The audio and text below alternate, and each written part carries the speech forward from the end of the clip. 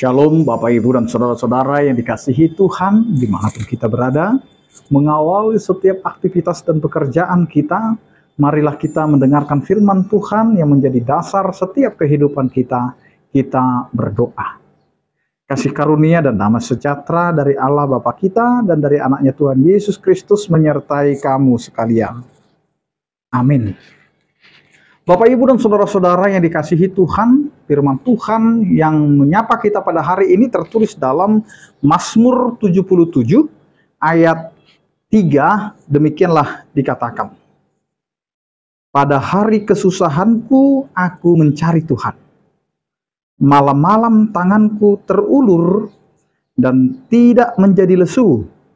Jiwaku enggan dihiburkan. Demikian firman Tuhan. Bapak, Ibu, dan Saudara-saudara yang dikasihi Tuhan, Mazmur 77 adalah ratapan Asaf yang menunjukkan pergumulan batin yang mendalam ketika ia menghadapi masa sulit dan seolah-olah Tuhan bersembunyi. Dari ayat ini, kita dapat belajar beberapa hal penting tentang iman dan pergumulan. Pernyataan aku teringat kepada Allah ini menunjukkan bahwa di tengah kesedihan dan penderitaannya Asaf tidak melupakan Tuhan. Bahkan justru di saat-saat paling gelap, di saat-saat paling terendah kita, disitulah Asaf menunjukkan ia mencari Tuhan. Ini adalah langkah pertama dan terpenting dalam menghadapi pergumulan di tengah-tengah kehidupan kita. Ketika kita dilanda masalah, godaan yang bisa membuat kita berpaling dari Tuhan, atau menyalahkan Tuhan dengan sangat-sangat besar rasa kecewa kita kepada Tuhan. Tapi melalui firman Tuhan ini Asaf mengingatkan kita untuk justru mengingat Tuhan dan mengenal siapa Dia dan apa yang telah Dia lakukan untuk kehidupan kita. Bapak, Ibu, dan Saudara-saudara, mengingat Allah, mengingat Tuhan bukan berarti masalah langsung hilang. Tetapi ini adalah landasan untuk mencari jawaban dan kekuatan.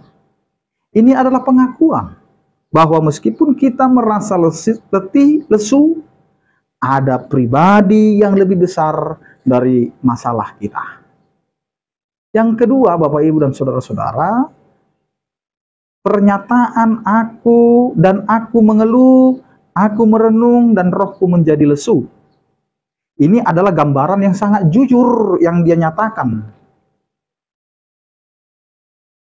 tentang bagaimana perasaan seseorang ketika menghadapi kesulitan yang begitu berat.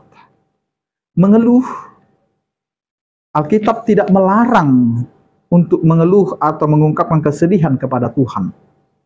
Bahkan Mazmur ini pun menjadi bukti bahwa ratapan yang tulus dari hati yang hancur,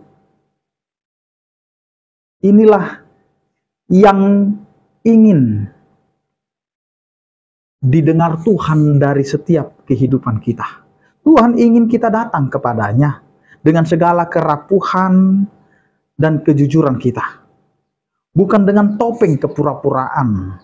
Mengeluh di hadapan Tuhan bukanlah tanda kurangnya iman kita, melainkan tanda kepercayaan bahwa Dia cukup besar menanggung beban kita.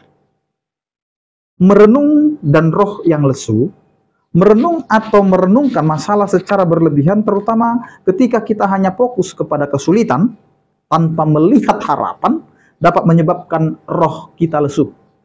Kita hanya akan jatuh kepada sungut-sungut, kepada kekecewaan, bahkan keputusasaan.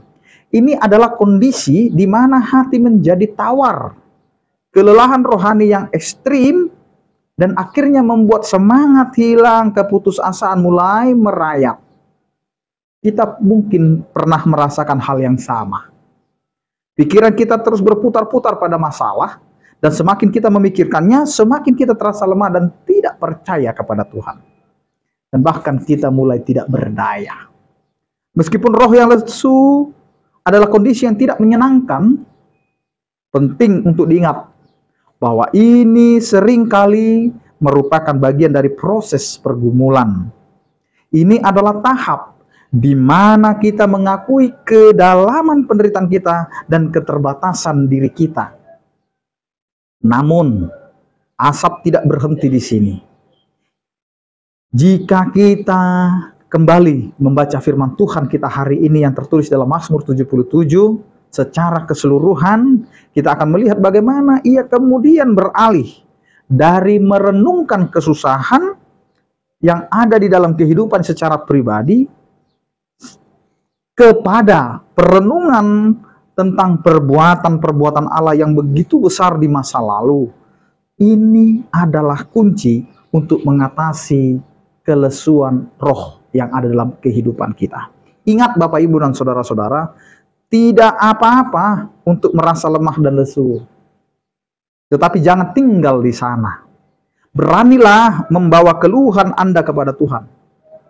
Dan kemudian arahkan pandangan Anda kepada kuasa dan kasih-Nya yang tidak terbatas. Dia adalah Tuhan yang mendengar, Tuhan yang melihat, dan Tuhan yang akan bertindak tepat pada waktunya. Amin. Kita berdoa. Terima kasih Tuhan untuk penyertaan kasih setiamu yang memberkati setiap kehidupan kami, yang selalu memberikan kekuatan di dalam iman dan percaya kami. Sertai kami Tuhan dalam menjalani kehidupan kami. Biarlah Tuhan setiap yang percaya, yang sakit Engkau berikan kesembuhan, yang berduka Engkau berikan penghiburan, yang bergumul Engkau berikan penyertaan kasih setia. Anugerah Tuhan kita Yesus Kristus, kasih setia daripada Allah Bapa dan persekutuan Roh Kudus, itulah yang menyertai kamu sekalian.